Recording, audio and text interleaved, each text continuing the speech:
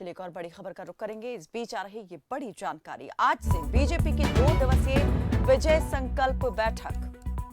प्रदेश अध्यक्ष सीपी जोशी समेत कई नेता पहुंचे सवाई माधोपुर। आगामी चुनाव में बीजेपी की जीत को लेकर होगा मंथन। बैठक में बीजेपी के कई वरिष्ठ नेता होंगे शामिल।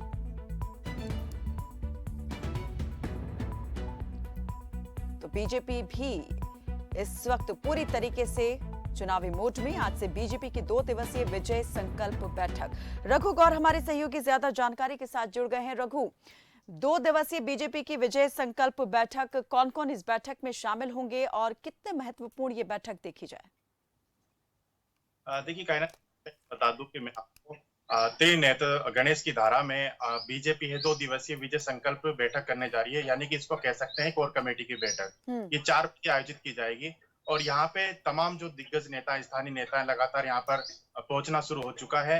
और जैसा कि बात की जाए तो इस समय वसुंधरा राजे की, क्योंकि पूर्व सीएम है, वसुंधरा राजे भी पहुंच चुकी है। इसके अलावा जो माथुर है वो भी पहुंच चुके हैं और साथ में बीएल संतोष जो कि राष्ट्रीय संगठन के महामंत्री हैं, उनका 10 बजे पहुंचने का कार्यक्रम था, वो नहीं पहुंच पाए हैं। तो ऐसे में अब उनके आने का जो कार्यक्रम रहेगा वो कल रहेगा। इसके बाद जो लगातार यहाँ के प्रभारी है वो अरुण सिंह, वो भी पहुंच चुके हैं।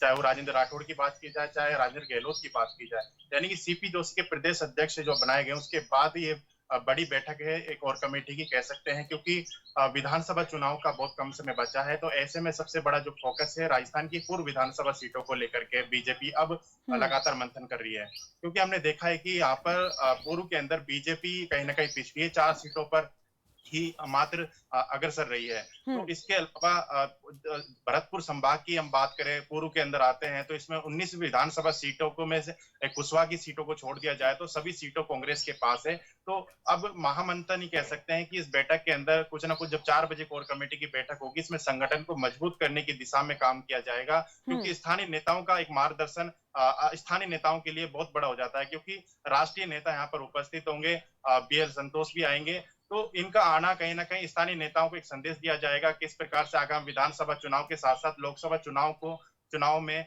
जो जनता में केंद्र की जो योजनाएं पहुंची है वो किस प्रकार से पहुंचाई जाए। क्यों हमने देखा है कि बूथ विस्तारकों की यहाँ पर रवाना किया गया था प्रदेशों के अंदर। तो इसके अलावा जो धानियां हैं या ग्रामीण क्षेत्र हैं जहां पर केंद्र की महत्वपूर्ण योजना नहीं पहुंच पाई है, तो इसी को लेकर के अब ये जो इस मंथन के अंदर जो भी विचार होंगे, विमर्श समन्वय होगा, तो इसको लेकर के साफ तौर पे जो बीजेपी पार्टी है वो संदेश देगी, क्योंकि प्रधानमंत्री खुद कह चुके हैं कि अभी जब बीकानेर आए थे तो उन्होंने कहा था कि कांग्रेस पे सीधा निशाना साधा था। उन्होंने कहा था कि हमें सिर्फ फोकस रखना अपने कठिन परिश्रम के तहत अपने जनता के बीच में जाना है।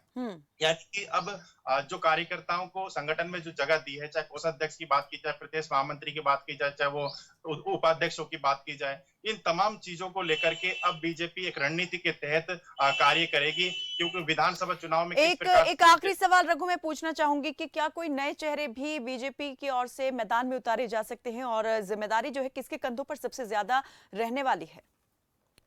देखिए, बीजेपी की एक पृष्ठभूमि रही है कि 70 से ऊपर के एज में चुनाव नहीं घोषित, यानी कि चुनाव नहीं लड़ने का एक घोषित इनका नियम है बीजेपी का, क्योंकि 70 से नीचे की जो उम्र के लोगों को ज्यादा तवज्जो बीजेपी देती है। तो ऐसे उन्होंने बीजेपी ने भी कहा था, हमने देखा था गुजरात चुनाव के अंदर भी बीजेपी ने नए कैंडिडेट को उतारा था जो युवाओं थे।